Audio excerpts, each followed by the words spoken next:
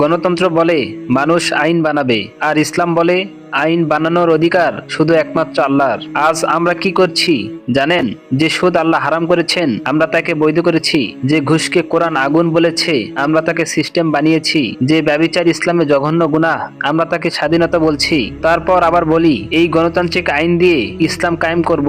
বলুন তো কতটুকু অবুঝ হলে এমন কথা বলা যায়? রাসূল সাল্লাল্লাহু আলাইহি সাল্লামকে যখন কুরাইশরা বলেছিল তুমি আমাদের দেবতাকে মানো, আমরা তোমার রবকে মানবো, তুমি এই কাজ বাদ দাও, তোমাকে আমরা অর্থ দেব, গাড়ি দেব, বাড়ি দেব, ক্ষমতা দিব, তিনি সাল্লাল্লাহু আলাইহি সাল্লাম বলেছিলেন ডান হাতে সূর্য আর বাম হাতে চাঁদ দিলেও আমি এই দাওয়া ছাড়বো না। কারণ ইসলাম কোনো আফসোসের নাম নয়, ইসলাম মানুষের খুশির জন্য নয়, আল্লাহর হুকুম প্রতিষ্ঠার জন্য। কোরআন বলে হুকুম তো কেবল আল্লাহর। তাহলে যেখানে সুদ, ঘুষ, জিনা, ব্যভিচার যেখানে অবৈধ, সেই আইনের উপর দাঁড়িয়ে কিভাবে ইসলাম কায়েম হবে? মনে রেখো গণতন্ত্রে ইসলাম টিকে থাকতে পারে, কিন্তু গণতন্ত্র দিয়ে কখনো ইসলাম কায়েম হয় না।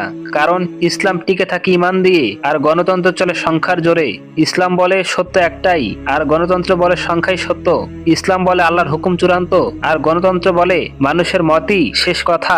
যেখানে আল্লাহর আইনকে ভোটে তোলা হয় সেখানে ইসলাম শুধু নামেই থাকে, আমলে আর থাকে না। তাই ইসলাম কায়েম হয় ক্ষমতার লোভে না, সংসদের সিটে না, বরং তাওহীদ, তাকওয়া আর আল্লাহর আনুগত্যের মধ্য দিয়ে। এটাই সত্য, এটাই বাস্তবতা, এটাই ইসলাম যা রাসূল সাল্লাল্লাহু আলাইহি ওয়াসাল্লাম আমাদের শিখিয়েছেন।